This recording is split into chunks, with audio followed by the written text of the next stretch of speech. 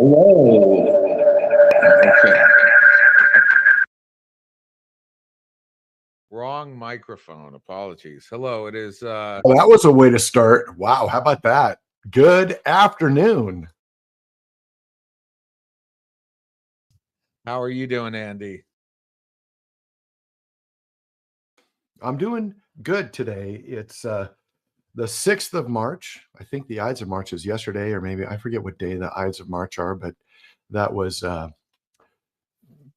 something. I'm good today. There's a lot of AI news going on. There's a lot of interesting things happening.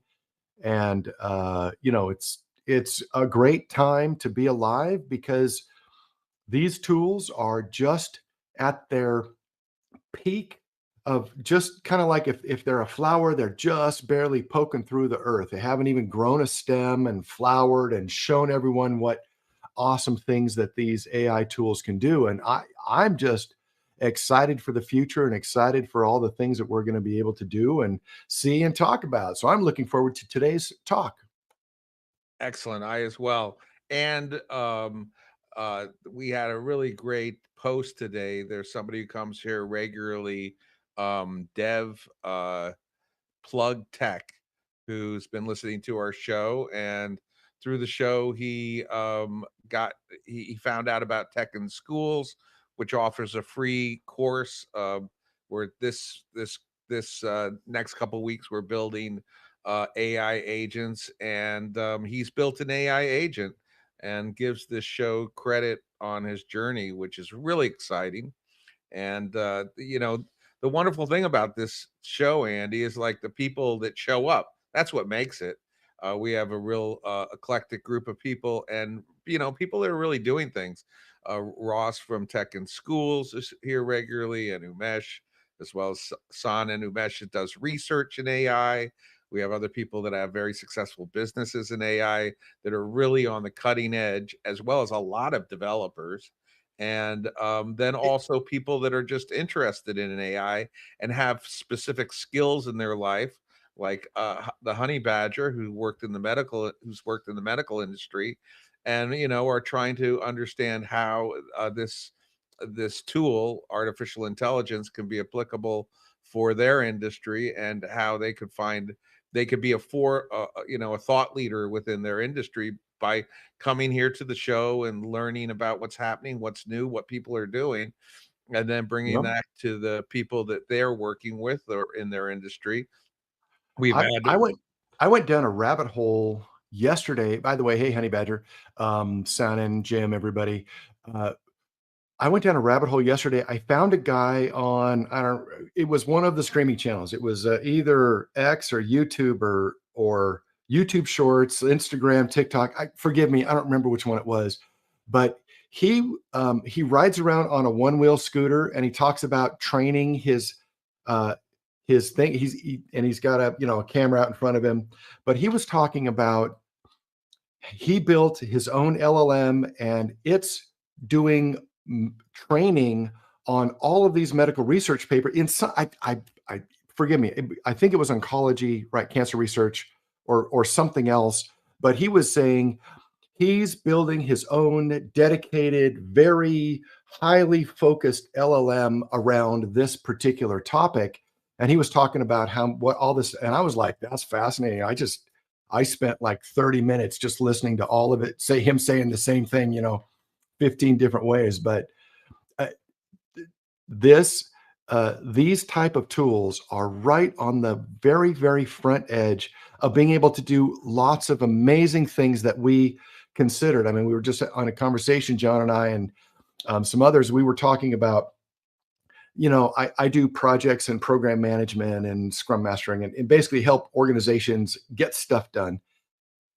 And the mechanics of building a schedule or doing an update or sending people an email to track their tasks or whatever, all that stuff is going to be automated. That's not that LLMs and chatbots are gonna AI is gonna take over all of that.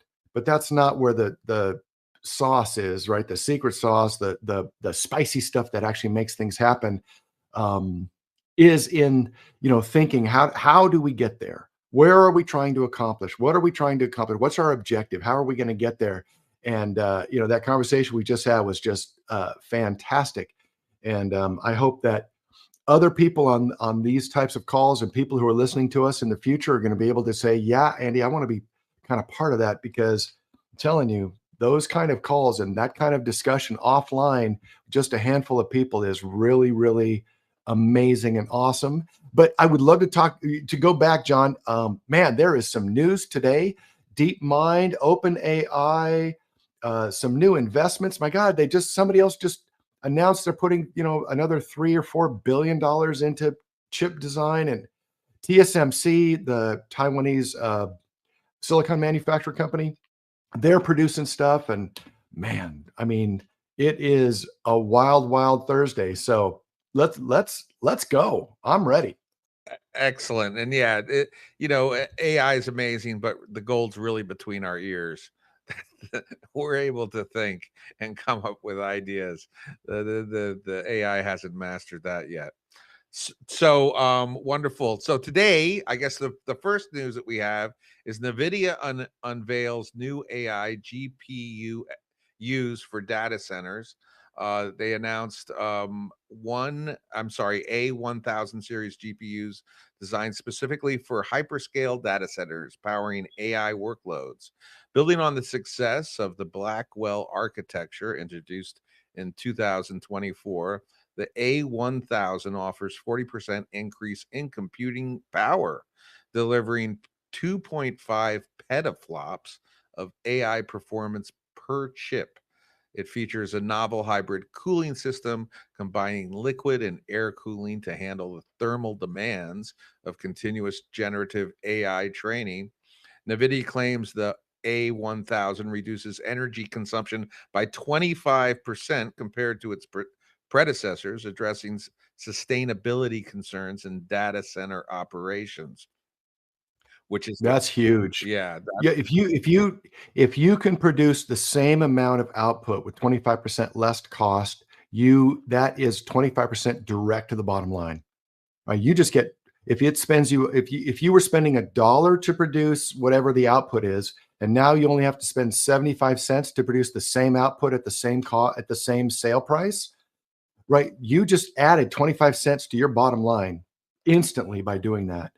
And the crazy thing about NVIDIA is, if you look up any of the Newegg News or some of the other, computer part distributors, they have like one pallet left of some of their NVIDIA chips, and they're already spoken for, right? I think back in December, we mentioned that NVIDIA had sold out, but even before the January 6th discussion at CES, that they had already pre-sold all of their current manufacturing capacity for 2025. They already pre-sold it. So now they're coming out with new chips. They're having to create new factories to produce more stuff and get the silicon from various places. So it is amazing and awesome, but it's also crazy. This is how fast things are going.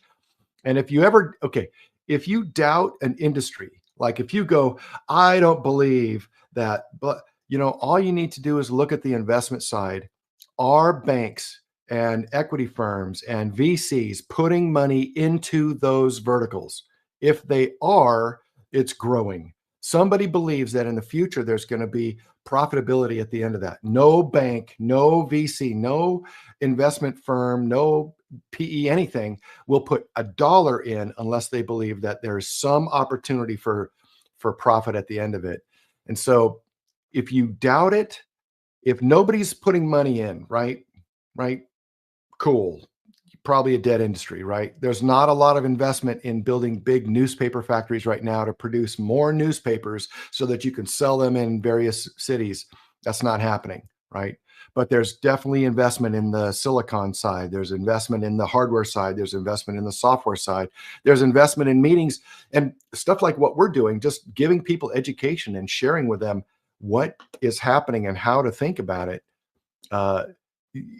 It's kind of like if you think your area that you live in is growing or going down, all you have to do is drive around and see, are they building new houses and new shopping centers and new commercial buildings? If yes, it's growing. If no, it's not growing. Simple.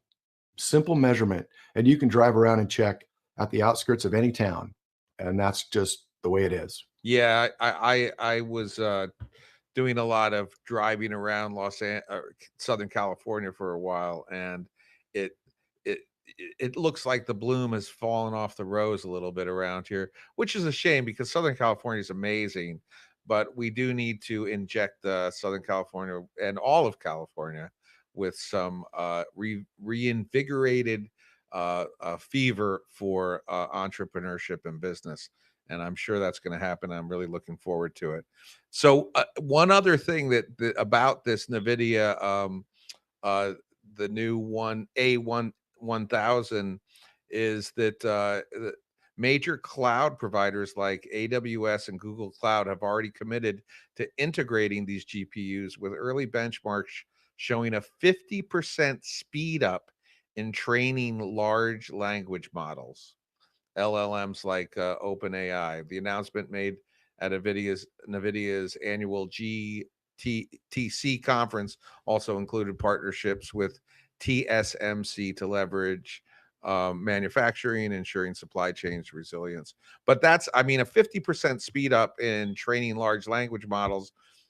I mean, Grok is blowing me away on a daily basis in terms of its abilities, and that it can go online and do searches for you, and then with the deep search put together very thoughtful reports and strategies, and just like you're with a PhD researcher, you can say, hey, I want to know about all of these things that happened, and then put it together with this concept and what have you. And it does an amazing job. And, with these things, if they get a 50% speed up in training, uh, I mean, their abilities like Grok is going to, now I don't know if I guess that Colossus would have to switch out their old chips for these ones, but that's something that maybe Elon's going to do. I'm not so sure. But I just want to ask everybody to please share this space. And what do you think of that, Andy? 50% speed up in training large language models with these things. I, when you said that, it made me think of Moore's law, right? Moore's law, where chip speed doubles every year, every other year, or every 18 months. So things become better, faster, and more efficient. I don't know if it applies directly to LLMs, but it's the point is it's not a linear curve. It's not one over and one up. It's one over and two up and one over and two up again. And so it's a graduated accelerated curve, and that acceleration is going to produce stuff. Just think about, John, when we started this in like September, October, we started talking about this stuff.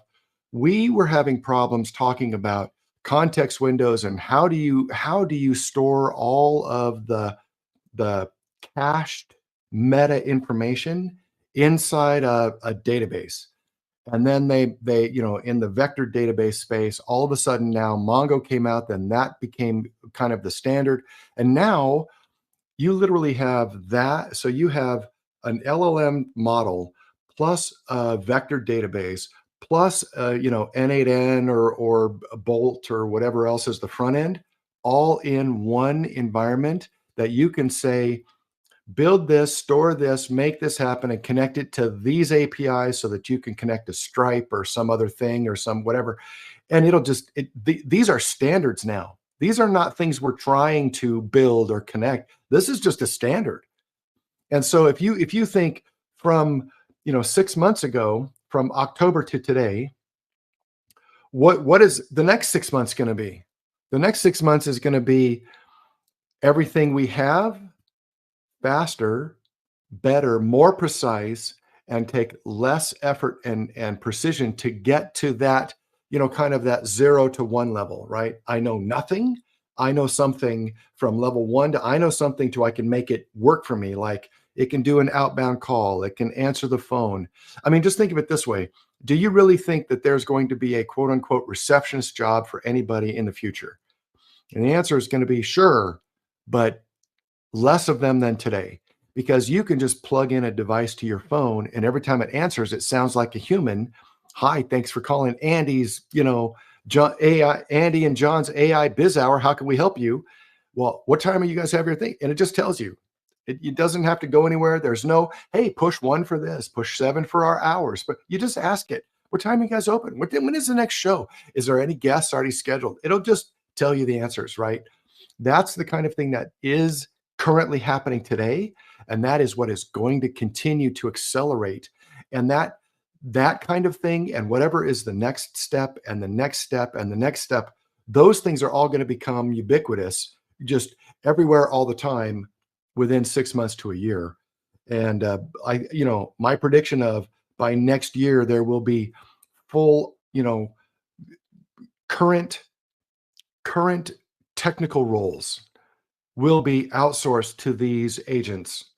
And that means that those people will have to be doing different things, but some of the grunt work, right? Checking the logs, maintaining the systems, making sure that identifying the outages, creating the things, level 1 help desk stuff, maybe all of that becomes an agent as opposed to a phone tree, as opposed to somebody literally answering the phones every time somebody calls.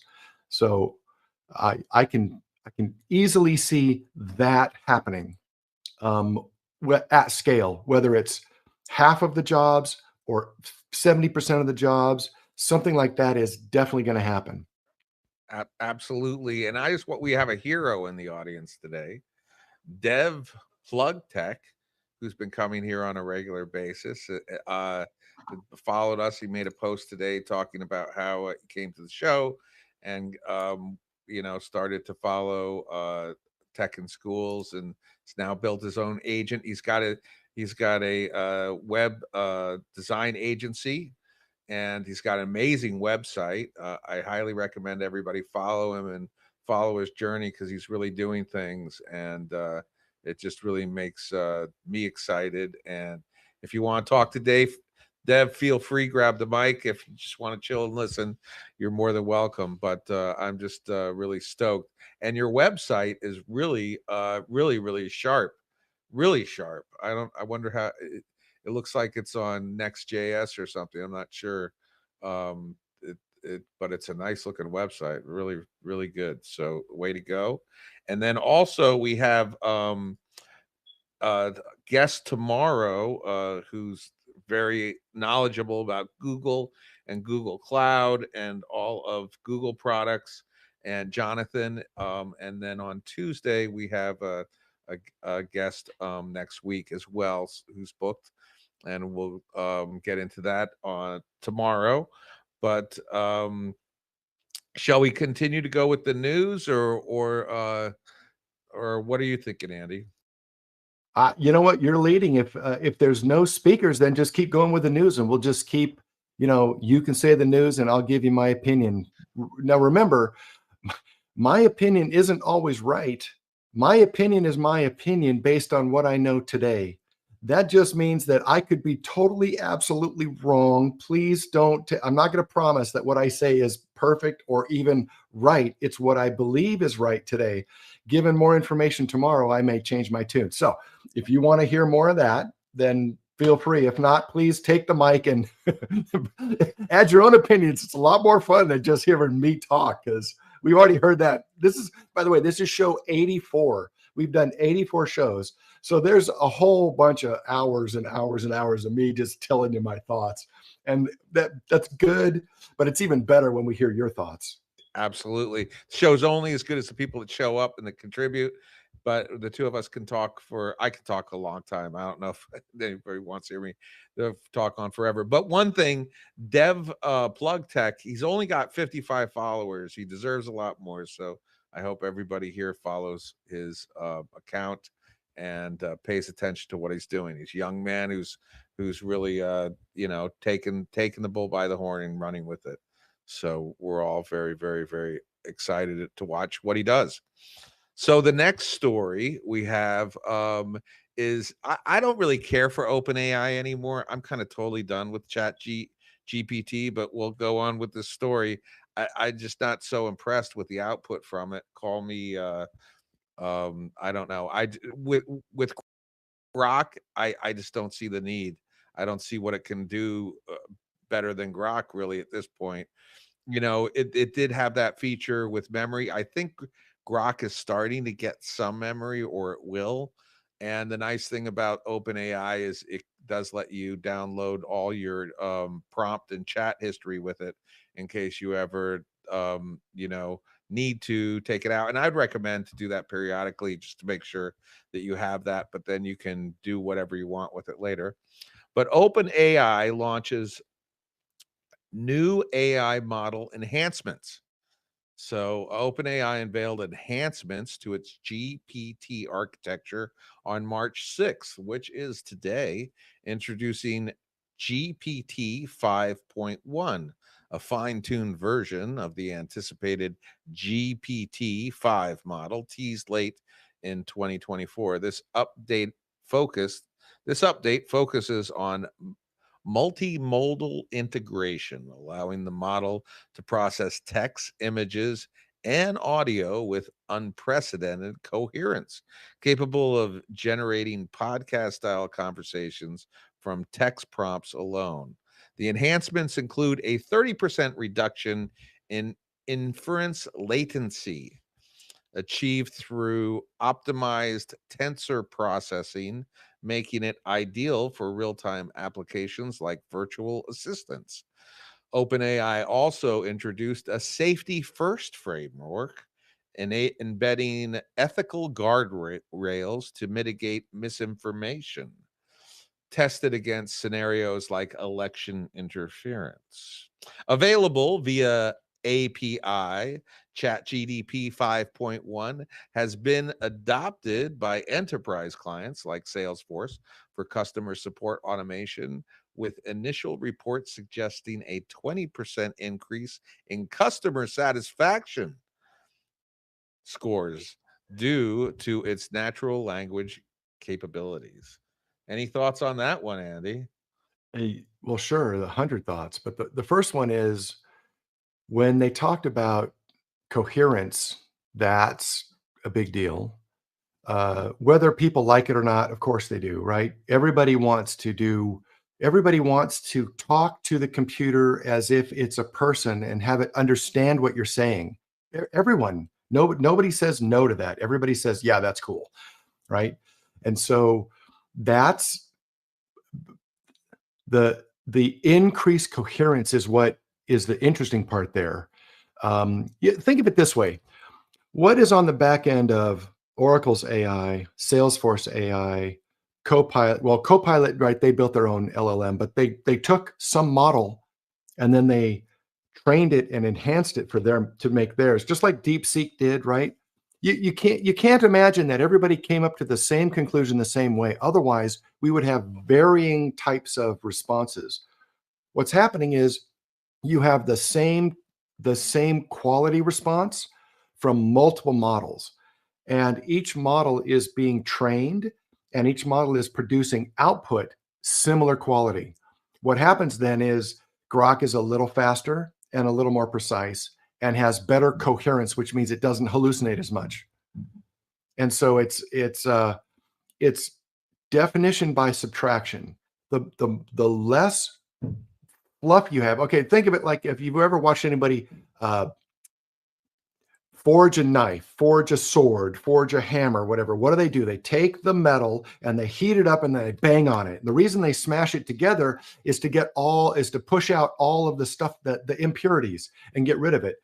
That's where we're at right now with the LLMs. They have the basic ideas. They have the basic raw materials. We have the basic raw models, which, by the way, any of us are free, can go download them and put them on your computer and start training it yourself. Everyone can do that. It's not difficult. You can just talk to Ross, or you can Google it and you can find it yourself. You can take one of the old models and build your own version of it. That's what DeepSeek did. I'm assuming that Copilot came from IBM Watson and so on and so forth, right? Which, by the way, I don't know if those are all true, but it's the most likely solution, that we started with a couple of models and then we've taken them and we've put our sauce into them, right? We iterate, duplicate, iterate, and then make it special. And so to do that, you just have to start with some base set of tools. The coherence is the key to what you were saying, because it means that they have smashed it and forged it enough to get more impurities out than everybody else, so that the purity of the responses is of higher quality. And that's what we're going to do. Each cycle that we come out with, OpenAI came out with 4.5 just a few days ago, and now they're saying that you can get the 5.0 model. Well, Grok released the 3.0 model, and now there's stories about them coming out with the Grok 4.0. Each time there's an iteration, they take the other model and then they stand on the shoulders of giants, and they rebuild that model again, and they retrain it with new things. The part that is, to me, that's just marketing fluff is guardrails and misinformation. Because I think I've said this 100 times. There are no guardrails when you build a rocket to go to Mars. There's no guardrails when you're going to shoot someone into outer space. It's either going to work or not. It's either going to work well, or you can make it work better. But the bottom line is, there's a bunch of people who've been on top of a rocket and didn't make it home, unfortunately. And there's a whole bunch of rockets that got off the ground and blew up, and a bunch of them that didn't even make it off the ground. And that's just the cost of doing business. The cost of creating success is failure after failure after failure after failure, and learning each time, iterating each time until you're successful. What the problem is, we're assuming we're at level 0. No. We're at level 4 point whatever, 4.0, 10, 03, whatever, Chat GPT model, Grok 3, Claude 3.7, whatever the numbers are, right? That means that they've done hundreds of thousands of tests to get to the point where they get to a 1. And then they've taken the 1 and they've done hundreds of thousands of more tests to get to a 2. Then they've done 2, and so you're talking about, we're standing on top of millions of tests. And each time they test now, it's going to take less time to get the better model, and it's going to become better every time. So back to the kind of the Moore's law, things increase in speed, they increase in their capacity, they decrease in their errors, and they increase in their coherence and quality of delivery. So we're just going to keep seeing this. There will be some kind of level at some point where we reach kind of a terminal velocity, and everyone's like, oh, okay, fine, it's version 27.2. Push the update button, bam, hit the update, run your script, do your training overnight, and now you're good to go again tomorrow, right? That's kind of what's going to happen eventually. Right now, it's fun because, it's exciting every time they come out with a new one, because it takes a few months. There's some anticipation, there's some excitement around it. But the truth is, half of it's marketing, right? Just telling us, getting us excited, anticipating some new model. But is it really going to, okay, seriously, between Chat GPT, whatever model, and Grok 3, if you ask it the same prompt, are the answers so wildly different, or there's just some kind of nuances? Yeah, that's was because my inflections when I was seeing the news kind of, yes, were in parallel to your conclusions on that. And I just want to thank everybody that's here. I see Sanin, I see Juan Carlos, I see there is Mana Kana, I can't pronounce that very well, Jim, and Dev, Plug Tech, of course, he's hero of the day, Idara, as well as Market. You come here a lot. Market Success World. I see you all here often. It's good to see you again. And Nada is here, and Timo. And if anybody would love to, and Hoops, and Sharon, and what is this? Nagmatic.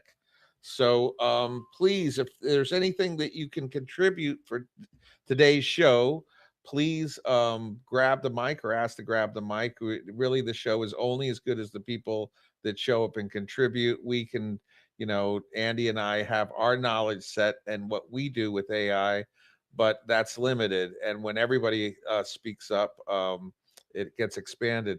Sanan, how are you doing today? Hey, John, Andy, John, Timo, Neda, Hope, Sharon, everybody. I love what Andy said. And here's another side of the coin. It is not only 50% of the marketing, it is 1 million% of the marketing. I think somewhere in January, I was curious to compare a couple of brands. So I asked Gemini, okay, compare me these three brands, Tom Ford, Brioni, and Xenia, and which one is like the best. So as we were having discussion, it came up Tom Ford, Tom Ford, Tom Ford. And I asked it literally, are you biased on American brand? No, no, no, I'm not biased. And I was like, okay, this is what I know. Now tell me what you know. Xenia is the largest producer of the materials and all of this stuff. Brioni is like 100% handmade. Like it's insane the level of accuracy. We're talking about millimeters. And then what Tom Ford has?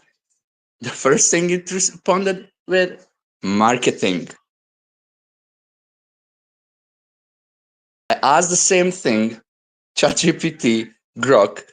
All three of them responded with this. Of course, I'm okay with the bias, but it's all 100% marketing. Like if any of the things they are saying it can do this, it improves that, and so on, why people are complaining more about like false promises than like what's actually happening. And this is really, really interesting. Just wanted to share this side of the coin, also bias and what is the marketing really in there.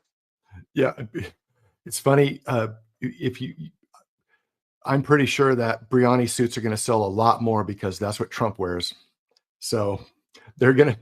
Speaking of marketing, I would like if I was in charge of Brioni's marketing, I would be like every day, click nice tie, Brioni suit. The next day, boom, new tie, Brioni suit. Next day, boom, I love that tie, great Brioni suit. I would just every day just hit the same thing over and over and over again. I always like the Coca-Cola. Why on earth would anybody, but it's amazing the power of influence, and also when you see other people doing something, you join in, and it's crazy. I don't know if anybody's followed the story of Christmas, but there wasn't really any Christmas until after the Civil War. From my understanding, it was created to boost the economy, and that was it didn't really happen. And now kids, it's part of they're hardwired into it. So it is really something how people can be influenced and also define themselves through things that are not their creation, which is really wild. Sanan? Oh yeah, that's definitely huge, enormous thing. And also that's the thing why all of the LLMs and in general AI are going to be biased. I enjoyed conversation and those chats and posts, DeepSeek versus OpenAI and everything. Ask it about Square in China and like this stuff, ask the GPT, this and that. And I don't think it's something controlled in a backend, like putting the code, don't do this and that. It's more like how it's fed with the information that is out there. And personally, I think that these LLMs we are using are going to be insanely, insanely powerful marketing tools. Like imagine if you are used to one and you are using it for the given period of time. If thing is repeated three times consistently, it becomes the truth. And we know that sometimes we are not full with our minds, so things can trick us. And that's something that happened with my daughter in school. We tried to do stuff in Gemini, and it was constantly giving wrong result, wrong result. I prompted differently. It gave the right result, but then I prompted mixed, with the first prompt and second prompt, it again gave the wrong result. So I th- I think the next biggest problem, it doesn't matter like how good it will become, the next biggest problem is going to be bias. Not bias how we prompt it, but bias how it sources the information. Yeah, I think everybody should go to Perplexity, type in their name and say, or type in the what do you know about, and then put your name. Put all the versions of your name, right? So my name's Andrew Wergadal, but I go by Andy, right? Okay, fine.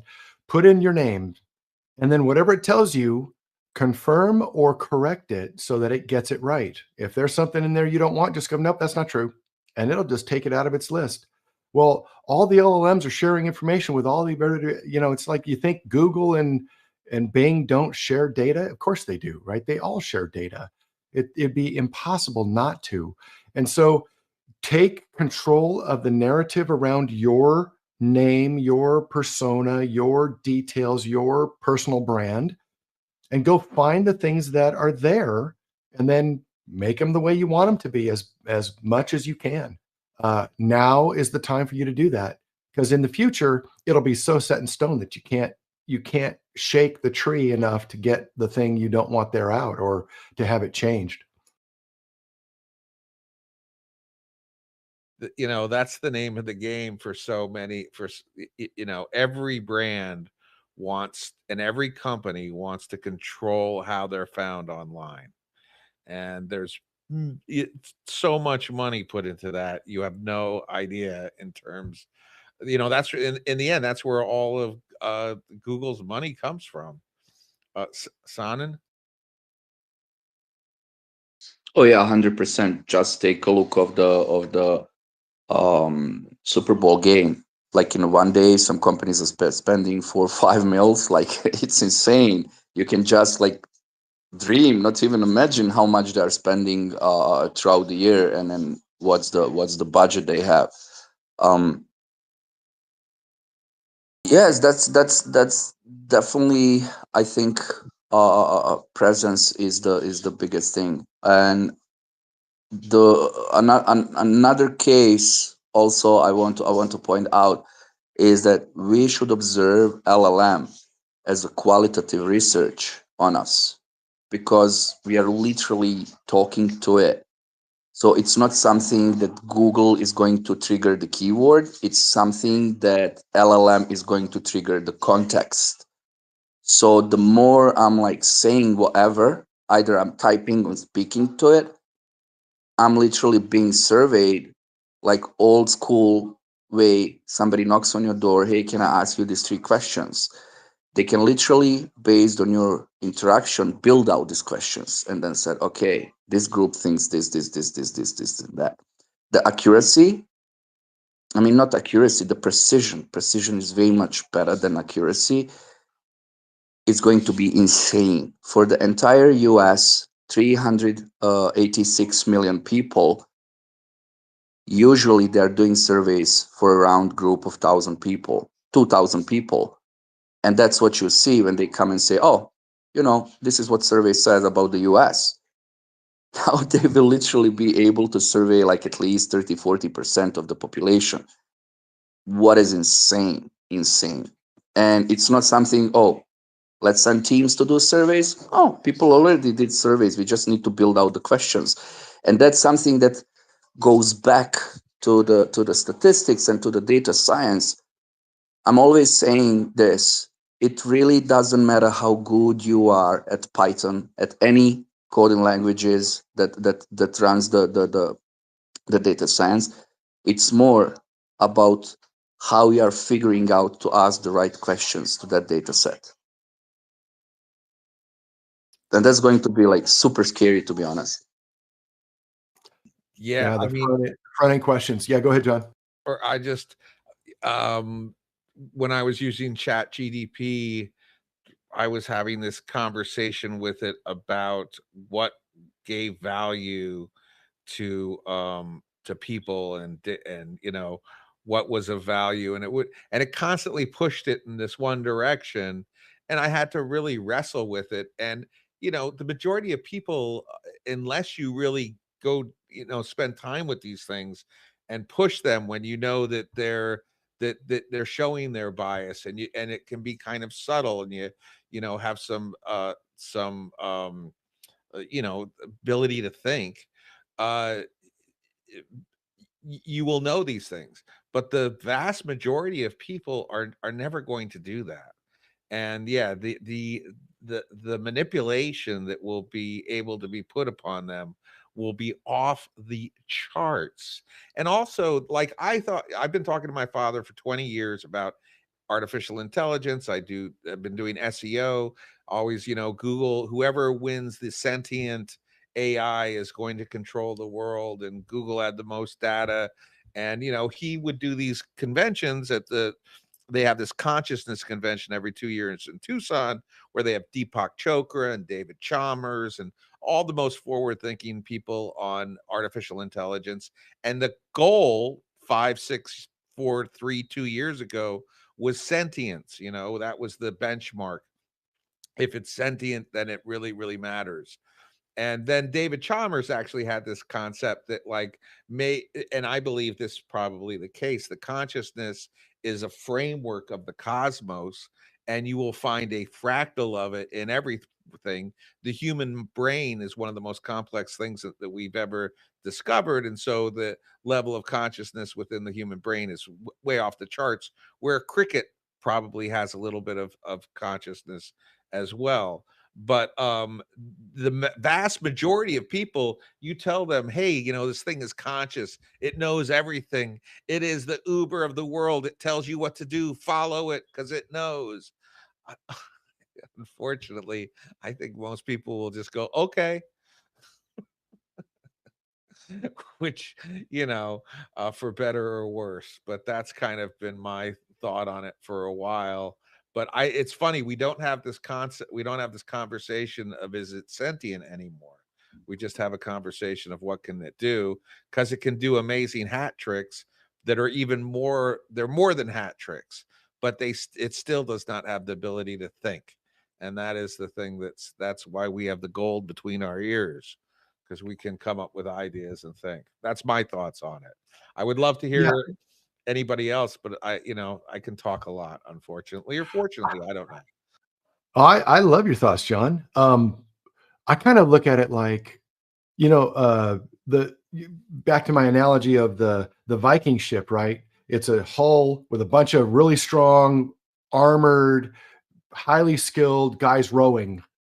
And then you take those same 100 guys and you put them on a galleon, a Spanish galleon, a couple hundred years later, and it's the same 100 guys, and they still have some skills, but they're sailors instead of rowers.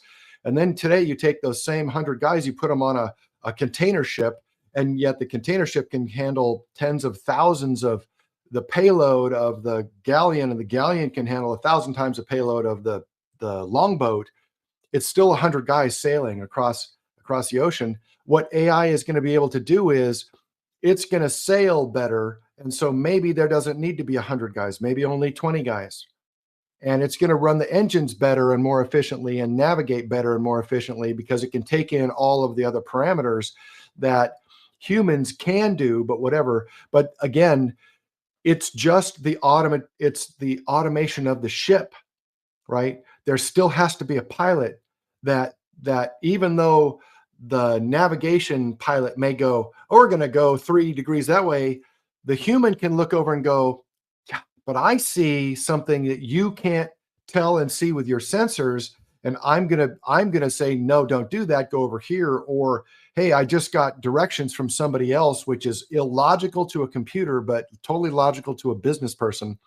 Can't go that port, you got to go to a different port, and just change things and reprogram it. The ship will manually make progress in the water, but the humans still have to pilot it. The LLM is still going to be able to give you good answers, but you're still going to have to ask the questions, right?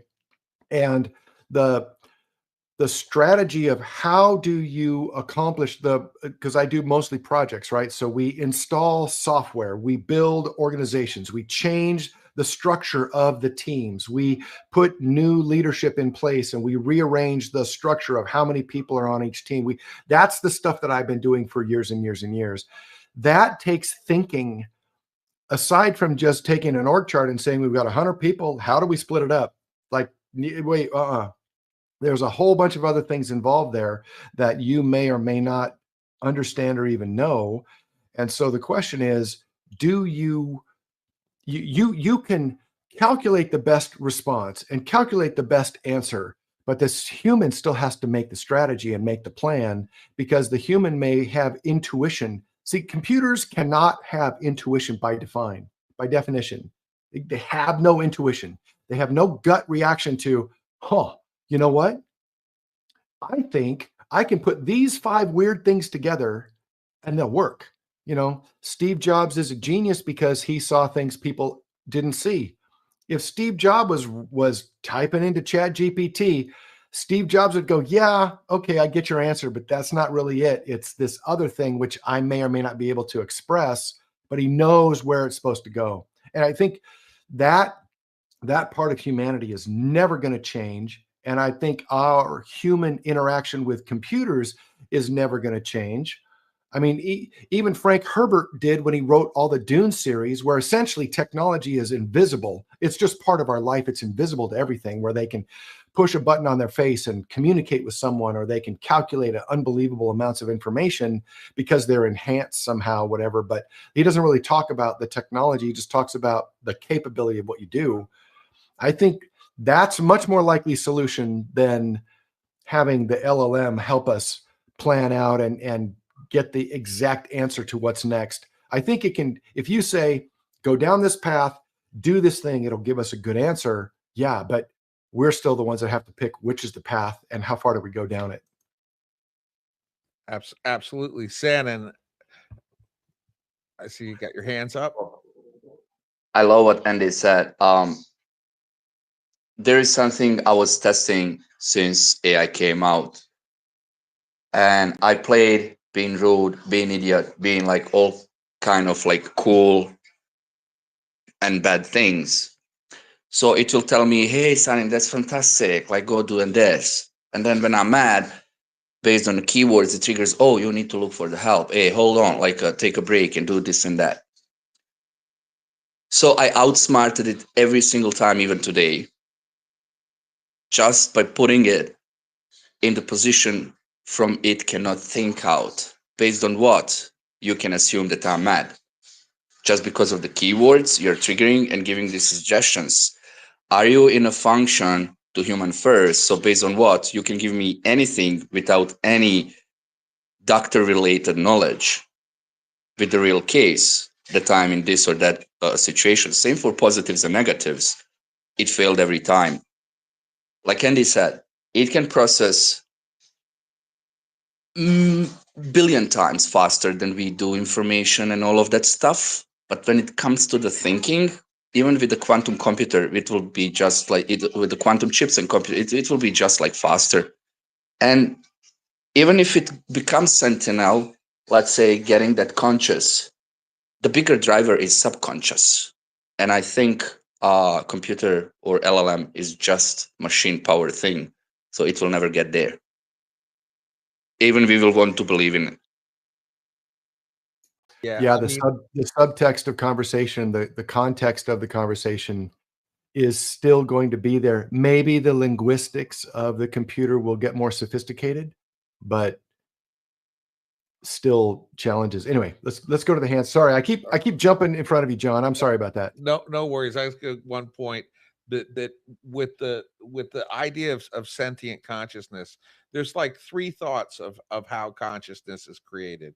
One of them is that it's produced by the chemicals in the brain and it's stored within the noggin. The other one is that there is a consciousness and we're like, radio controls and it flows in and out of us, but we tune into our consciousness, but it is beyond our physical body.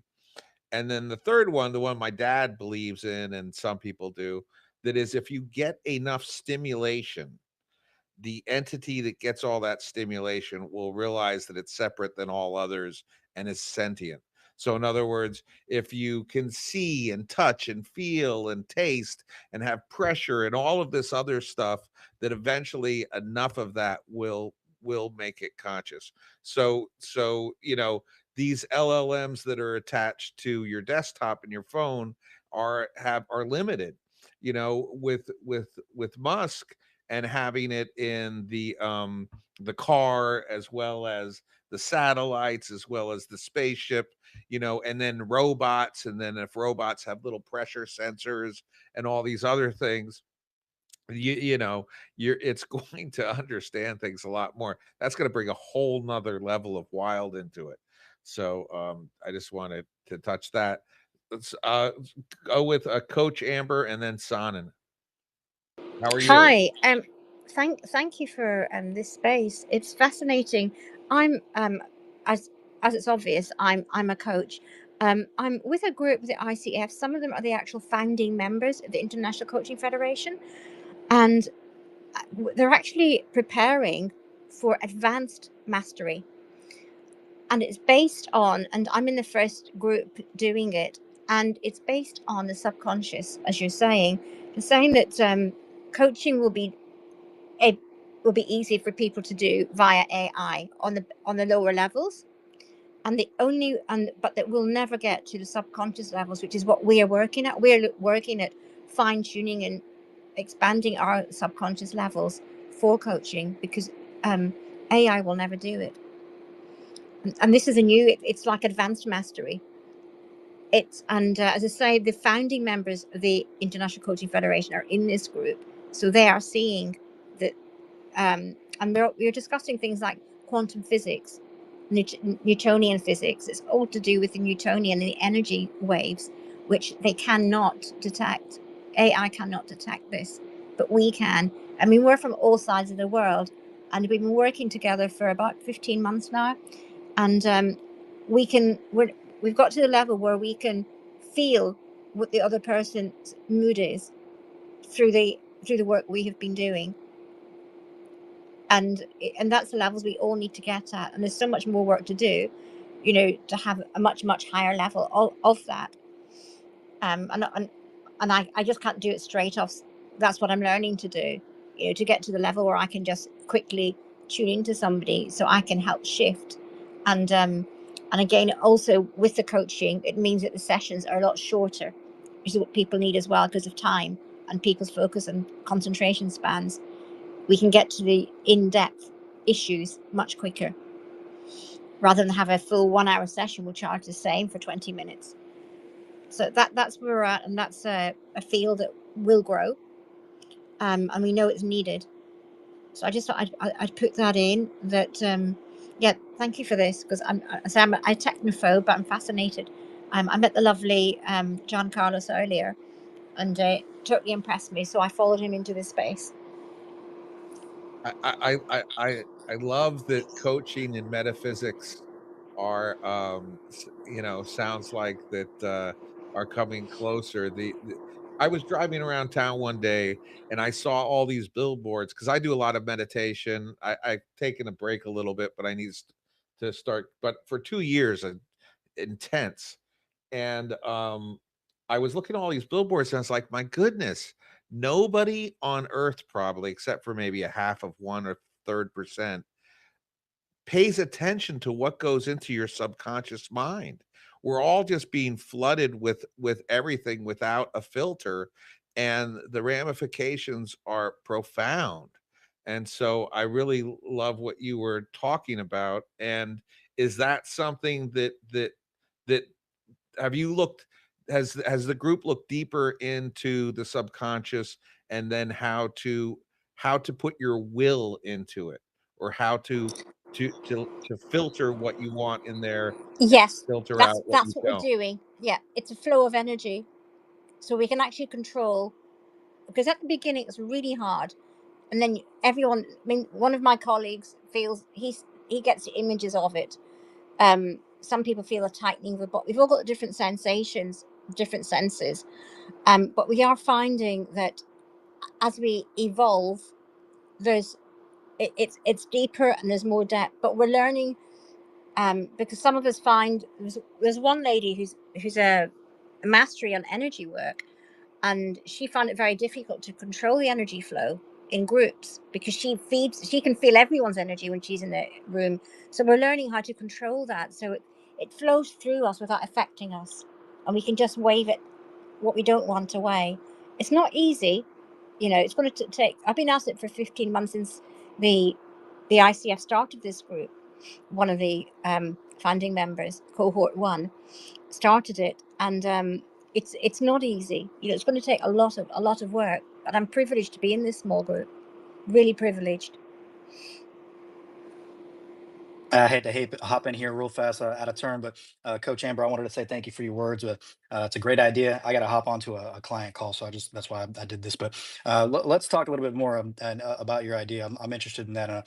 Want to see how we can help scale and reduce any of the friction there, because I hear a lot of friction, but I also hear a lot of opportunity and some positivity there. So yeah, we'll talk a little bit more. AI, John, Andy, thank you so much for hosting the space as usual, and we'll all chat soon. Thank you. Thank you, Juan Carlos. And thank you, Amber. Andy, I know you have to leave in a few minutes. Shannon, I saw your hand up. I don't know if you'd like to add anything, or Juan Carlos or anyone, but please do. Well, let's take one more comment or thought or whatever, and then I'll say goodbye in a few minutes. I'm probably gonna have to. I've got so much work to do. Amber, would you like to say something? I don't think there's anything else to say. I think it's really we've got to keep. A lot of it is to do with focus and how the technical side of it. We've had the TVs first, and then we had the computers, the old Commodore 64s, etc., and the video Atari games, and then it moved on. It evolved to mobile phones, and then it evolved again to the high-tech PC, and then it's we've got into high-tech mobile smartphones, and now it's AI, and AI is the biggest concern now. But as we know, our focus has been lost. ADHD, a lot of it is basically down to lack of focus because of technology. If you remove technology, the ADHD disappears in some people. I'm not saying it doesn't exist, but I'm saying it's over prescribed because of technology and lack of control. But I think we need to set back a bit. I was speaking to a group earlier to say that I'm working with a group under Tal Ben Shahar, who's the happiness founder of the Happiness Studies, and his alumni group. And we're working on youth and social media on saying if we can bring a white paper in to see how we can step back, but obviously we can't get rid of technology for children and youth, but is there a way that we can have it controlled in a certain way? And because parents are using it as child minding, because the parenting skills have gone downhill to what it was.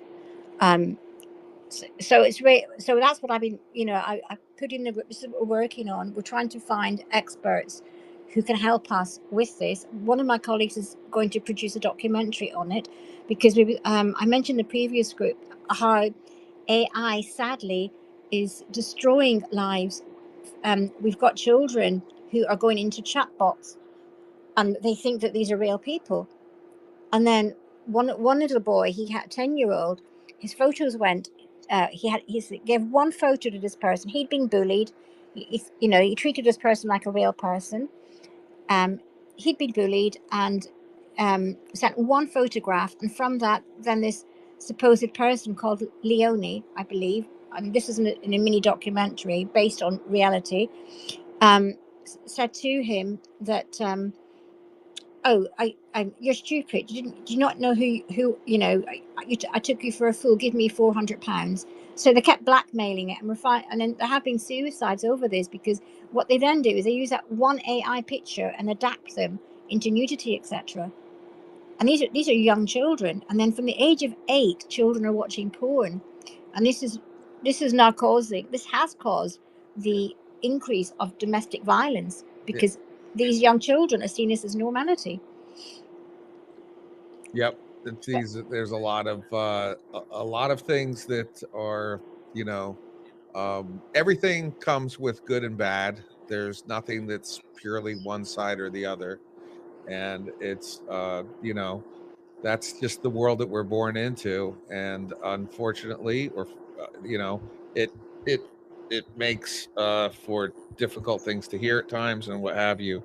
But that's the good point of spaces like this, is to, inform and to make people aware.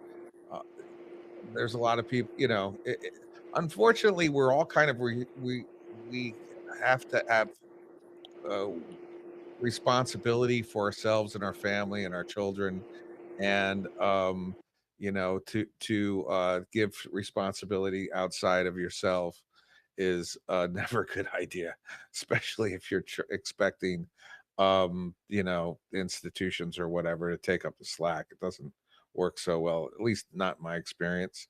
And I see that Danielle's here. She's going to be our guest on Tuesday. Jason, how are you doing? Justin, how are you? I see you got your hand up. Oh yeah, hey, yeah, John, how you doing? Is Andy going to be signing off? I want to make sure he gets an opportunity to sign off if he's got to run. Andy, are you there?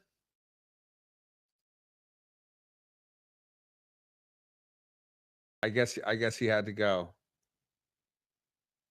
Okay, no worries, no worries. Well, yeah, good to see AI John and Andy. Thanks for hosting, and nice to connect with you, Coach Amber and Shannon and Timo and Hoops and Danielle and Praise and everyone down below. Good to see you guys. Some nice friends in this space. So, yeah, there's a couple points I wanted to make here.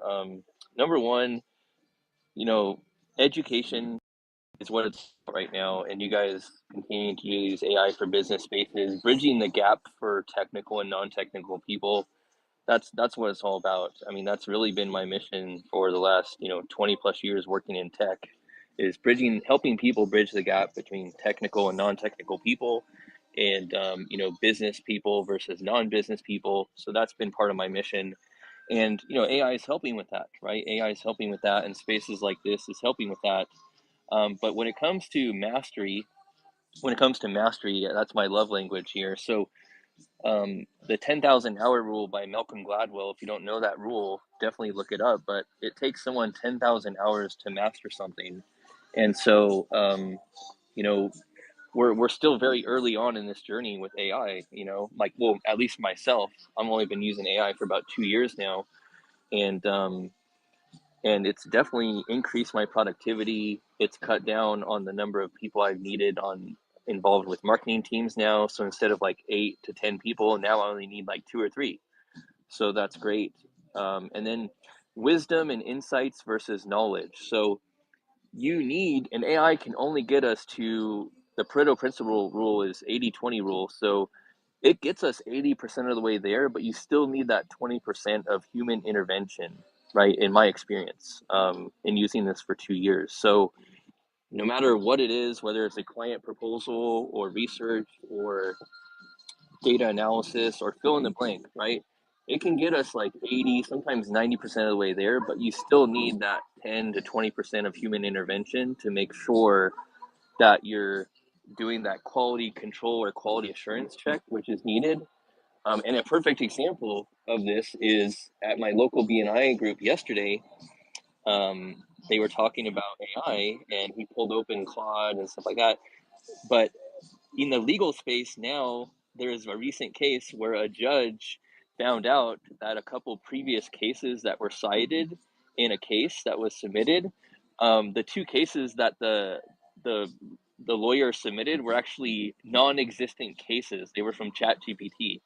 So now they have to like retry the whole entire case because this lady, a lawyer, submitted a case of two cases that were referenced that were non-existent, right? So this is going to be happening like more and more, which is why education again is the key component here. So, and then the last point I want to make,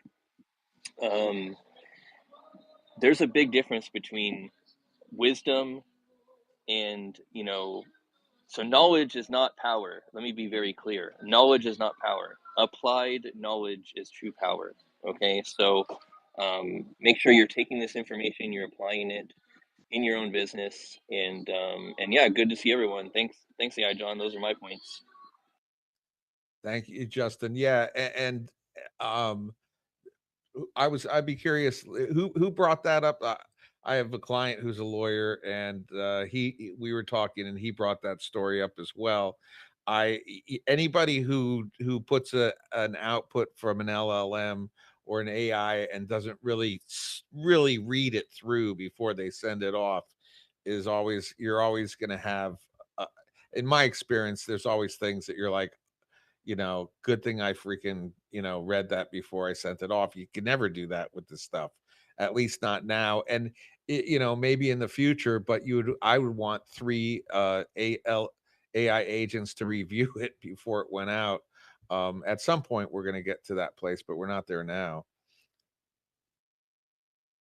Oh yeah, one additional point on the legal side. So I do know of a startup, which I know the guy that founded the startup, and so they're actually able with AI now to potentially predict the outcome of cases. So, for example, when you feed it the information, obviously in a secure LLM environment, right, it can actually predict, okay, there's a high likelihood that this case is going to go to trial, so we probably want to settle right now, versus, oh no, let's let this go out, let's let this play out, and yes, we'll fight it in trial. So the predictive analytics part is really big, and not only for legal, but I'm doing this now with marketing campaigns, right? I'm doing this with actual benchmark data, and so yeah, it's really exciting to be able to propose to clients and show them potential outcomes of campaigns based on actual benchmark data,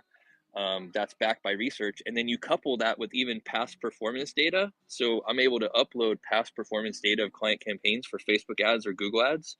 And now I'm able to predict, okay, well, based on these metrics, here's what we can potentially foresee, right? So it's just been amazing. Have you been taking all your AdWord data and putting it aside and storing it to be used later? And also, which LLMs are you using for that? And kind of what's the process in terms of you have a campaign, you saw this was the conversion rate, you put it per niche, per product? How do you align the data? Yeah, great question. So I'll try to keep it high level here, but I'm mostly using Claude and ChatGPT, and then um, one of the other models I'm using. Oh, well, now Grok, actually, Grok lately.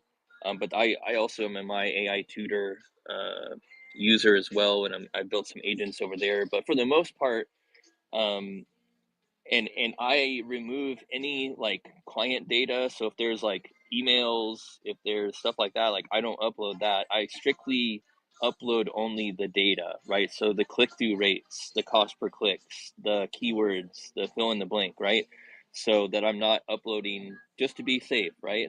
So and then yeah, like it's doing an analysis, and then I use my prompts. So I basically say, hey, take on the role of a fractional CMO as the revenue Ronin, and do an analysis, a deep dive on this data, and then it's going to provide me recommendations based on the actual ad performance, and then we can make adjustments from there, and then I do an entire like recommendation. So yeah, does that answer your question?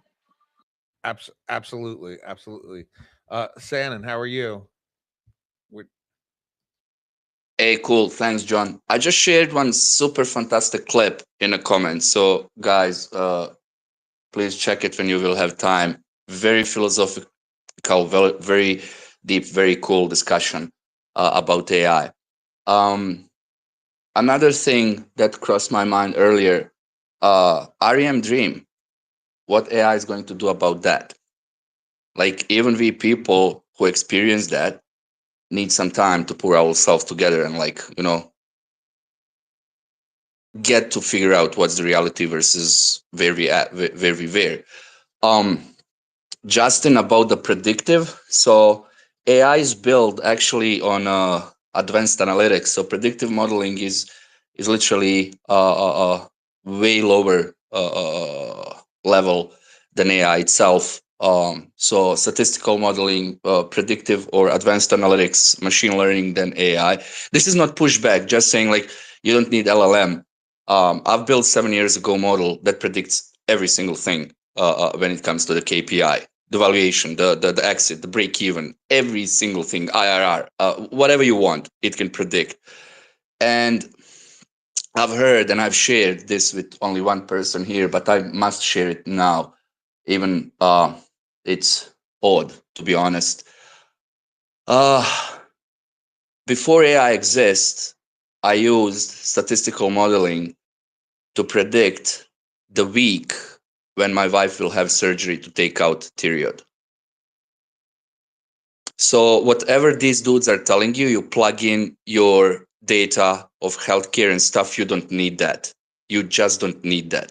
You can do this literally with linear regression, with correlations, and plug in some more advanced stuff. You don't even need to go into the what's the name, Monte Carlo. So you can literally do this in a spreadsheet. For AI doing this, I think it's just a mimic or marketing trick what we discussed earlier. Of course, skills are required to do this. And another case, which I'm super happy to share, I was paid huge amount of money to predict 3 months ahead when LeBron James is going to break the Karim Abdul-Jabbar's record for the highest scoring points. The model, my guy that is now running my Frankfurt company, Tariq, um, that we built, actually, he was working mostly on it. We missed only 1 point. 3 months ahead. It was on not CBS, CBS. They were reporting about the sport when LeBron James is going to do this. So AI, I don't think in this like statistical modeling is none of the advancement, to be honest. But it's good thing that, let's say, for people that are not skilled in this kind of stuff, it can really help out. But again, like I don't know who said, if you put your MRI or CT or whatever into the grok, it can interpret. No, you don't need that. You just put the column of nodes, you put the column of other factors included in, and you just run. Already spreadsheet has like built-in formulas. You can do this stuff. So yeah, I remember my father talking about the Monte Carlo. I never really delved down into that. I'm not a statistics. I'm very dyslexic, so numbers weren't my strong suit. But that's you can build that right into an Excel sheet, I would imagine, right, Sanan? Literally an Excel sheet. So when we catch up next time, I'll show you on a screen share. Super complex AI model, super complex model I've built for one very weird business. Still, AI is not able to get to there to hit the number. And dude is already like third year in a year. I think 2 years ago when we built this for him, we missed about like $1,000, maybe a little bit less. Everything else is literally almost in a dime. So I try to test it in a Gemini. I'm mostly using Gemini personally. No way. I tested it. I didn't test it in a grok. ChatGPT literally played out like being retarded compared to the model and accuracy and everything. I haven't tested it in our AI that we've built for the company, but all of this, let's say, analytic stuff today with what spreadsheets have, you don't need nothing. Yeah, like most of the formulas are built in. Even some models you can find in, like Monte Carlo is built in. You can either pull it in, I think, through plugin, or it's hidden. You need to open it. but it's there. Gemini, I mean, I've tried. One thing I've been trying to do with AI is to transfer data into Excel, and it's like there's nothing that can do that currently, which is a real pain in the neck.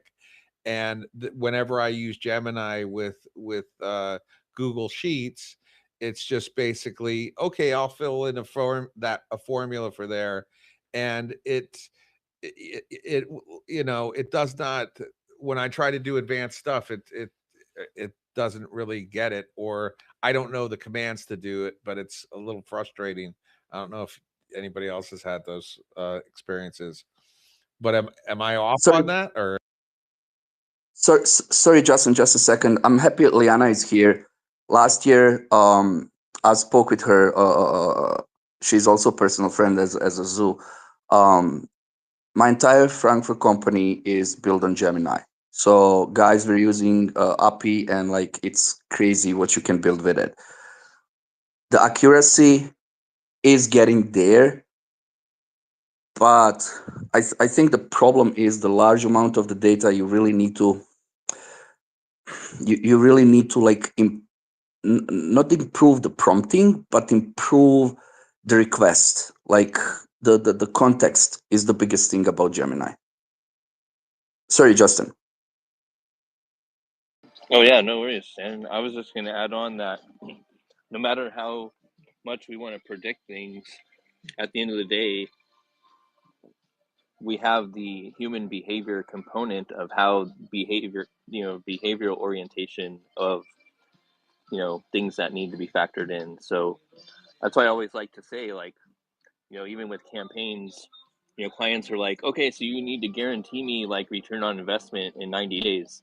Well, man, I would love to do that guarantee. Who wouldn't want that? I'd be a multimillionaire. But the reality is, guess what? I don't work at Google. I don't control Google Ads. So if you're not getting the quality of leads just yet, you need to take that up with Google.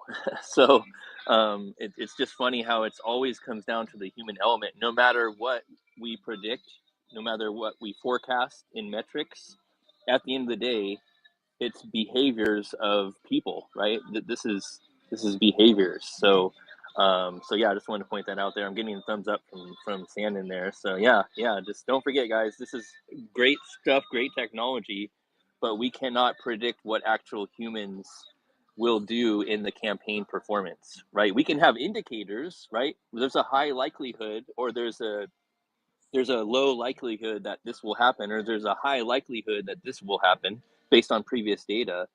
But again, I've been dealing with this recently where a lawyer client actually, that I was running Google ads for, and he's like, well, I didn't get, as many leads as you mentioned that we would estimatedly get.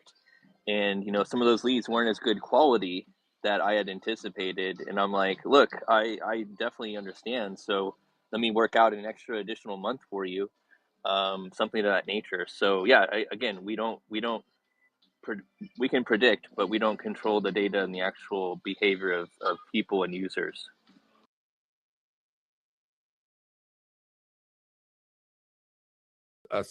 Shannon, I saw your hands up there. Oh yeah. So I agree with you 100%, Justin, on everything. But also I have to is the same amount to disagree. The problem with the running prediction thing are the factors that include the company itself. Like if you predict, okay, on $10,000 over the weekend, this is the estimated or forecasted or predicted return. If you do these steps, rarely companies or people are going to follow these steps. That's the problem number one. The problem number two is with the prediction itself, many statisticians, including myself, are not creating space for maneuver. What if change? The third thing is that we blindly follow data. I have big problem with the companies, in general, like anybody who says I'm data driven. For me, collecting data is not data driven. It's nothing. It's literally it's a waste of time. If you are using previous data to predict outcomes, that's the data driven, the huge difference. These three factors, I can guarantee anyone, if these three factors are taken in and followed, every prediction can come out.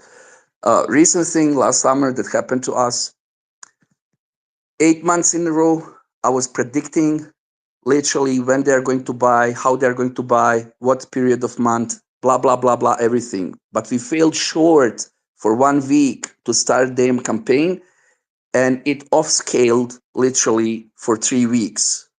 So my prediction failed, let's say in July, it happened in October. And I was confused just because we missed that 1 week to be in time to do it. I'm not talking about predictions, days like, fortune tellers and stuff. I'm talking about predictions with the actual data. So another crucial part is the building or rebuilding data. For example, I will just take example of 5 data points. So let's say you have 3 data points, but you're missing 2. You can rebuild this data based on the data you have already. And then you can fine tune it to literally come up to accuracy where through the actual deployment of the strategy or campaign or whatever, you will get the optimization to drive it to precision. And that's how literally entire financial world, banks and everything works. That's why they call you specifically in the given period of week or month, because they know you are going to do this and that. And that's the I'd say the true power and true capability of the predicting. But this is like super rare, like extremely rare, like even below 1%. I've seen companies at this level doing the stuff. But I agree with you, Justin, like 1,000,000%. Reality is on your side and it can be improved, but no one is taking care. Still, we are driven by guts more than actual data. And Shannon, as a statistician, what are the models or formulas that create the best predictive outcomes? Because I know that they have these games in various you know uh, institutions within governments to try to predict what the population's going to do under certain scenarios and stuff like that. There's a huge amount of money, interest, and time put into that, as well as with companies. And I think to a certain degree, in the broader sense, you might be able to predict almost 100%. But when you get down to the finer grains, that's where it goes sideways. Is that a little accurate? Or I would just love to learn a little bit about it, because that fascinates me, and just to know some parameters so I could go down the Grok rabbit hole and learn as much as I can. Okay, so there is no one key opens all doors or one size fits all solutions. The most used ones are regressions and correlations. So you want to see and track the matching things and how the patterns are like moving away or fitting in.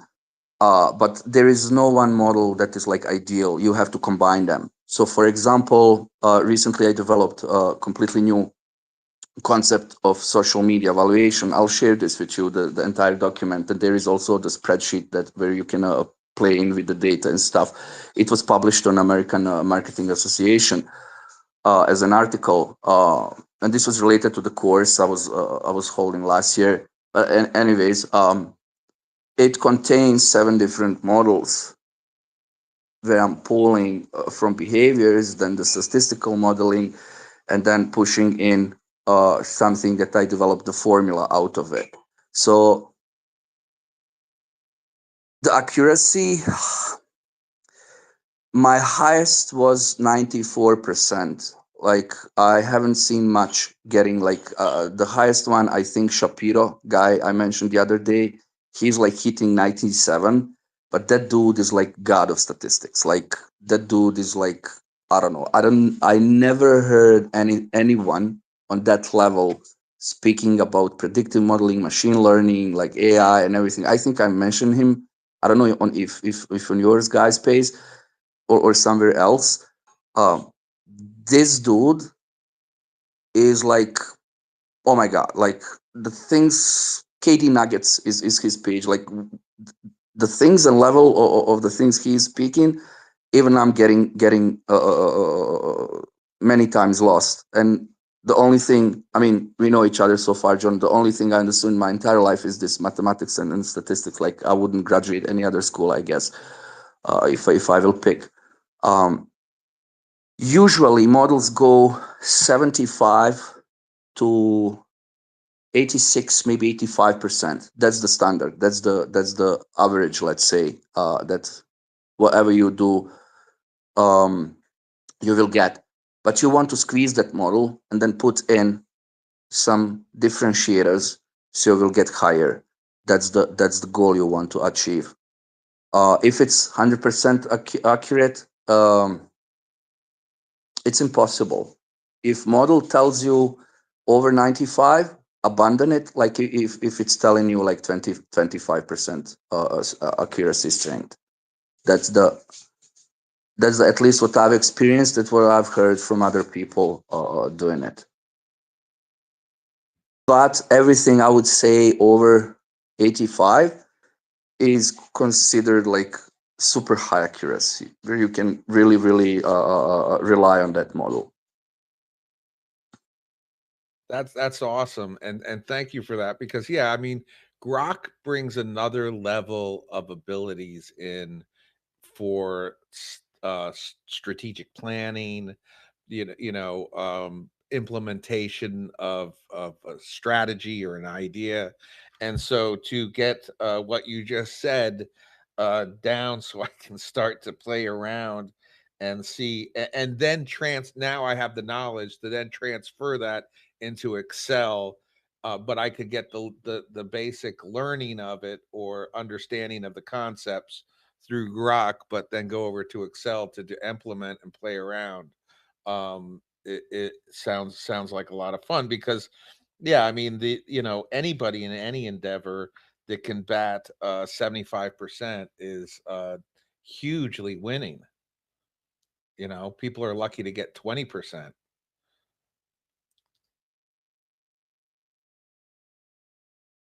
Oh, I mean, also it depends what do you want to predict. Like how do you want to project the end goal of that prediction. So sometimes prediction can break into 2 or 3 results.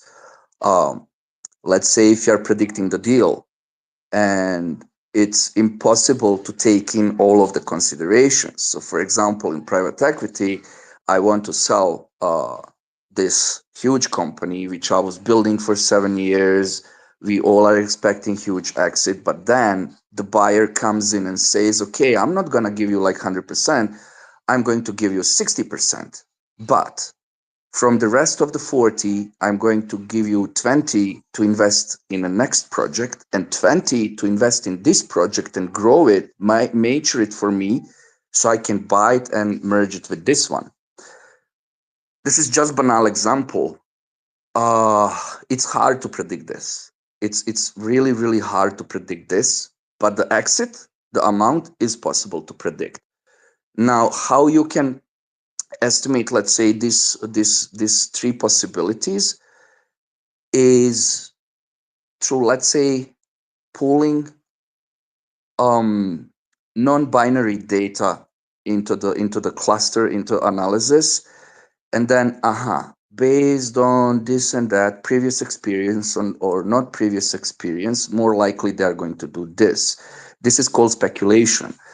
Now you want to turn this speculation into the value. Out of 3 things, what's the probability for 2 to become most likely to happen? And you want to strategize and play on that game. This is not prediction you can rely on, but this is the prediction that can guide you in negotiations. So this is a different concept, let's say, of the prediction that comes in versus the actual prediction of the value you want to achieve. But still, this gives you so enormous power that you can literally get into the manipulative advantage over the other negotiator. That's a huge tool to have in your arsenal. Um, I would imagine most people don't carry that with them. Justin. Yeah, sorry, my phone's gonna die. I forgot my charger at lunch here, so I'll have to get back with you guys in a few minutes. But I just wanted to point out one more thing. I got 2% here, so if it dies, you know why. Um, when it comes to sales and marketing, right? One thing I've noticed in working in the B2B space for so many years is that, we can predict things, but then there's always those outside forces or outside variables that Shannon hinted on, that things that we don't control, that's really on the customer. So for example, if somebody's telling me, Justin, you get that lead on my calendar, there's a 90% chance I'm closing them. Well, that would be great, right? But that reality doesn't always exist or happen. Okay, so um, it's a constant battle for me to manage, client expectations when it comes to pre-qualified leads and all this stuff. Even when I have the data and I'm showing them like, hey, this is what I was able to produce. But and that's why I made the merge, on X months ago. I was like, you know what, I'm gonna focus now on sales and marketing mastery. Why? Because it's just this constant fluid situation between sales B2B and marketing B2B, and we have to be on the same sheet of music. And there's always this gray area. Oh, marketing's not producing enough qualified leads for us. Oh, sales, they can't close, right? So this is like constantly, every week is what I'm challenged with. And so the more, to Shannon's point, the more possible scenarios of focusing on the outputs you can control and the inputs you can control as best you can, but there's always those outside use cases that come into play. So yeah, and then my favorite is indirect and direct correlation, right? Like I can't tell you how many times I use that for marketing data, right? Like this is absolutely critical. And then there's, even when it comes to, there's called this concept called dark social. So what does that mean? Well, we know it's somehow from social, but it's like there's this dark gray box, right? Like we don't know exactly. And so many different touch points now that it's like you can't even track exactly. Well, you can track exactly, but you don't know the full. You have to understand the full user journey that somebody progressed through. It could have taken them 6 months to convert, right? And you're giving credit to X, but you know what? Maybe it was that Google ad they first saw. You don't know, right? So there's so many variables. It's fun times that Shannon can address. But yeah, I'm gonna go back down to listener here as my phone dies, and I'll see you guys later. Thank you. Thank you, Justin. And yeah, and then there's the reality that sometimes people don't even know why they do what they do. So to get the definitive answer of why that trigger was pulled in their mind is almost impossible to retrieve, unless you could actually read their mind better than they could even recall their own thoughts. Asanan? Hey, thanks, John. Are we taking off your time, Uh, John? yeah, I'm gonna go a little bit further, and then I'm gonna close up shop. I guess that if you want to. Sorry, I'm just like so about into this stuff. So I just remember that you and Andy mentioned earlier. I'll try to put this quickly. When I find something that I'm interested, I want to go a little bit further. So if you want to continue on this subject, I love it, because I don't see any forum that drills down on this stuff for everyone to listen to, and maybe not all of us are getting 100% of it, but there's with Grok, it's amazing how knowledgeable you can become with bits of information and start asking more questions. So yeah, if you want to share some more, I'd love to hear it. Yeah. So one thing that Justin also. So I'm never. So here's the thing: numbers never lie. Like that's absolute true. But the thing is, I'm having this tough issues with my teams. In marketing, they will come to me and say, hey, Sunny, we are converting leads. Okay, cool. But nothing is falling through. So I'm going to my sales guys, like, what's going on? Oh, we did have like 80 demos. And how much you closed? Yeah, 20. Like 20 out of 80? Like, what's wrong with you? So it's not always that there is a good or bad lead, or it's like fit, not fit, or whatever. With this power of data we have and predictive capabilities, you have to push people into your thing, not letting them to make decide. Because if I give you 5 options, you will get lost. Then you will start overthinking. You're immediately bad customer for me. If I give you only one option with addition, you are buying or not buying. Now, if you are on the fence, I'm going to push through things that will make you buy. Example from the other day, we did have here fantastic space. There was nothing wrong. I asked everyone how much value we have seen so far in increase and decrease time of the AI and everything, and how we can measure it in terms of the cost efficiency or versus money we made. We were all being so hyped, being ahead of everything, that we didn't realize the way question is positioned, where all of the hype literally dropped below the zero. Oh, let's talk about reality. And then reality hit us. And many of us were, oh, this and that. And I intentionally mentioned, okay, average coffee shop makes more money than most of us here. But most of the audience bypassed this. So these are the things when you are utilizing data to really push your narrative, to really push your thing. This can be called manipulation, but if it's transparent, it's not manipulation, it's just guiding or persuading the lead or prospect or whomever to get to the end of the funnel. And this is something, and thank you, Liana, for jumping in. I did, and I mentioned throughout the course last year, where I literally told people in the middle of the course, you are here because I want you to be here, not because you decided to be here. Why? Because I utilized all possible data I've had, and I made it to literally satisfy everybody. And that's where you can really even bad lead. We did have client. I will end here. We did have client who will literally send us an email. I wish you all drop dead. I wish you all get cancer. Like all possible, like rude, inappropriate things, like really, really meta. But he still was using the software. I pick the phone, I call him. Okay, what's up? What's going on? Please stop sending us an email. Okay, are the emails like bothering you? Yes. I don't like to receive the emails. Awesome. Are you okay with the calls? Yes. So we are going to call you twice a month just to check in, see if you need something, and of course to sell you something more if you like. And he was like, oh, you sneaky. Of course I'm sneaky because I'm making friendship with you right now.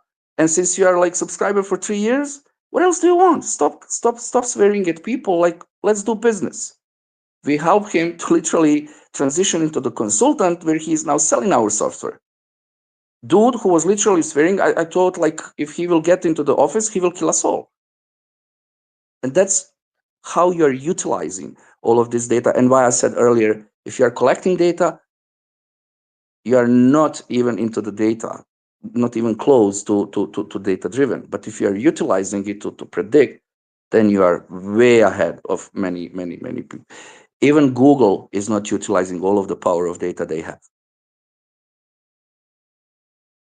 Yeah, I think that they have so much data, it might be, that's to parse and then reparse would be difficult. But it's yeah, I had a client who was, out of his tree screaming and yelling, and I just would calmly talk him off the fence. But uh, uh that's you have a follow up, Sanan? Oh, no. Go ahead, John. Yeah, my mind just went. I think I've got probably to get to my other work, and if anybody, I mean, I love this, and I think that it's super important to use everything you can. And yeah, I was thinking about what you were saying the other day in terms of you know telling people about where they are, and how you were the factor that brought them there, and how powerful that is, and that it's the like what Justin was saying about touch points and not being actually able to totally control the outcome. But it's funny, the more access you have to a person, the more you can control the outcome if you are thoughtful and consistent, and know what the objective is. And I think that that's something that's super important with marketing, and every time you have a contact with someone. So Leannon or Sonnen, whoever wants to go. I'll go. Hey, hi everyone. I just wanted to add on to the point about data, right? Like, I think there's a lot of data to sift through, but uh, before we do that, it's always important to ask, like, what are we measuring? What do we want to, um, yeah, like, what do we want to measure, right? What is important to measure, and that's how you then like your data, and extract whatever data points you need. You just gotta just gotta sort out the baseline. What is your baseline?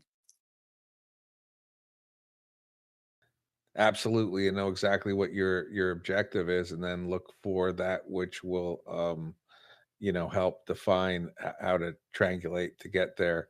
There was always there was a period of time with Google and all these SEOs. Google went to the SEO community and said, "We don't know how to optimize for our search engine, so will you all do that?" And during that time, it was with Google Plus. There was always the conversation of causation doesn't equal uh, or I it was uh, causation, correlation doesn't equal causation. And so there are certain associations with one action or one category or one cohort that doesn't necessarily mean that the outcome is going to be the causation of whatever. When you cook foods and you put ingredients and you cook it for a certain time, you can get a specific outcome, usually consistently. But one time I tried to boil beans up in Colorado that was more than a mile high, and water doesn't boil at the same temperature when you're really, really high. So these other factors that you don't really think about, like because you're always cooking it on the same altitude for most of your life, it doesn't. You don't even think about it, and you get into a different scenario. So there's there to understand all the specifics within a certain parameter. It does take a certain amount of effort, because sometimes things get thrown in that you just even think were part of the equation. uh Leanna. Yeah, and also actually, there was something that Sanin said about was it the staff?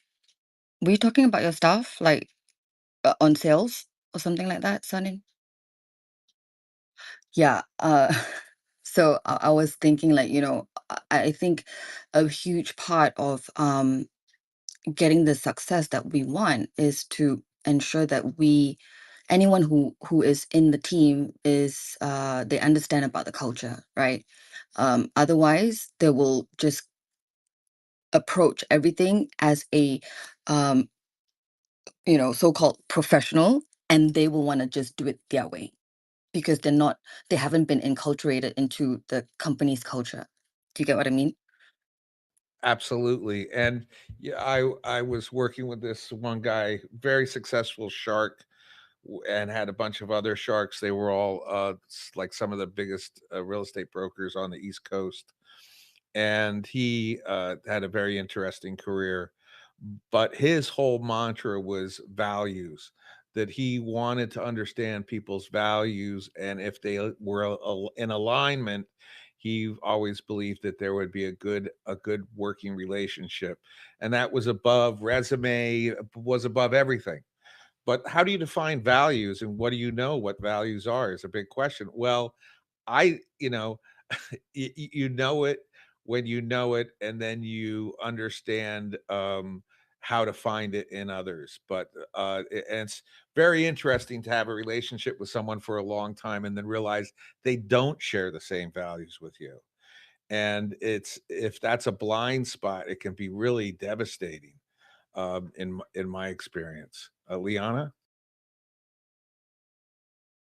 Yeah, I mean, it's I guess, which is why, like, we have to have that discernment, right? And and to apply critical thinking in everything that we do, and to be observant, because sometimes we could take something, and it's at the wrong end of the stick, right?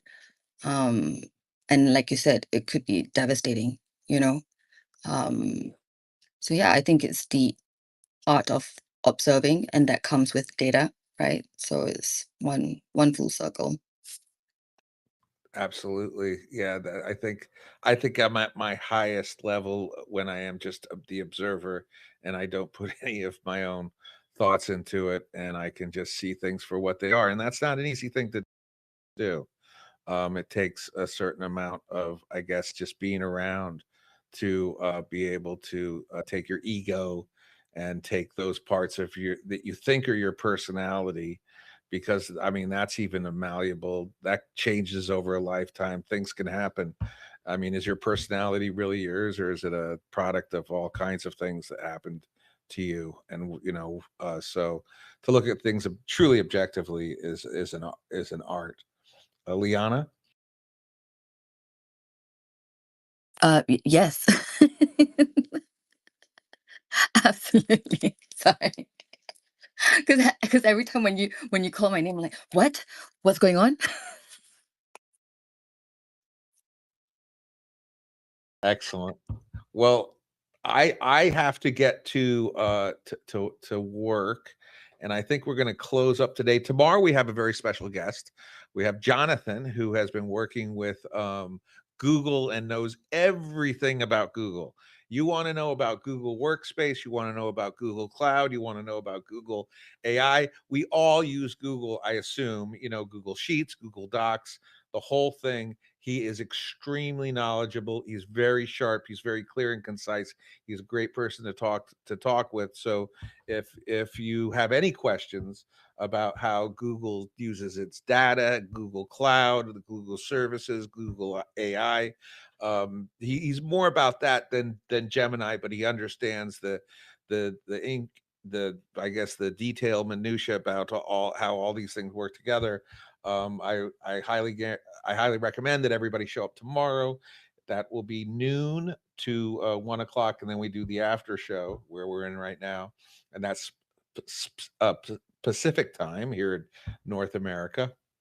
And really, this show is only as interesting as the people that show up. I'm just a facilitator, and I have my limited skills and abilities. So it's really, really, I can't thank you, Liana and Sanan, for being here. And Andy's amazing, and Zoo and Dev. I'd love to hear from you at some point, and Timo and Kevin and Hoops, of course, and Market someday we'll hear, and Rura and Harsh, and just a lot of really Josh, great people here. I just feel honored that anybody has interest to show up.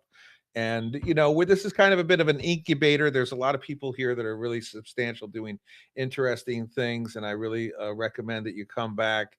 And this is a movie. This is a giant thing that's moving almost as fast as the speed of light. We're talking about AI and the changing course of the globe and humanity. And it goes into, there's only a few times on the planet Earth when you have radical change in politics, money, society, technology all at once. The planets are in line. There's a lot going on right now. And so to see this thing that's this wild beast that's running through the forest, it's impossible for anyone to view it at once. So everybody here gets their little portion angle, or in some bigger and some smaller than others.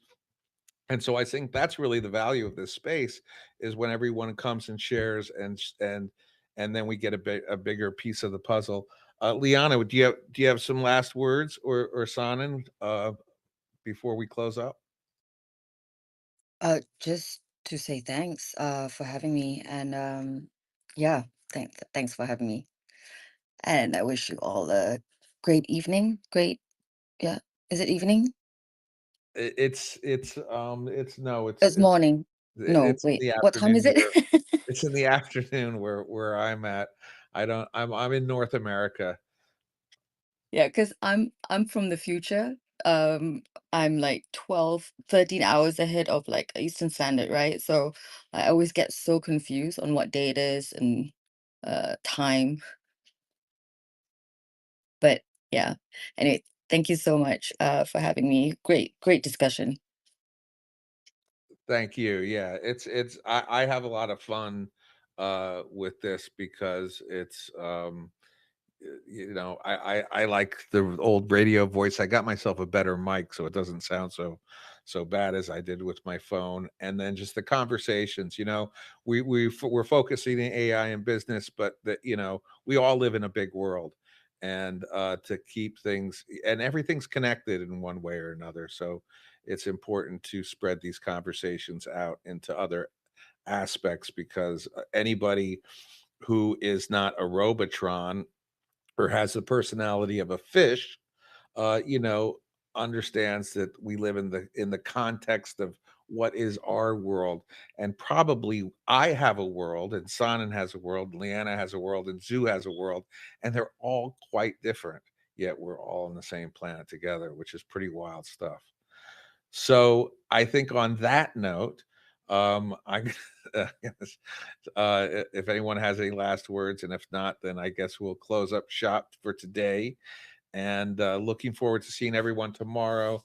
Again, we have a great guest, Jonathan, and just want to thank everybody for making today a lot of fun. And I just really appreciate it. So thank you, and we will talk with you all tomorrow.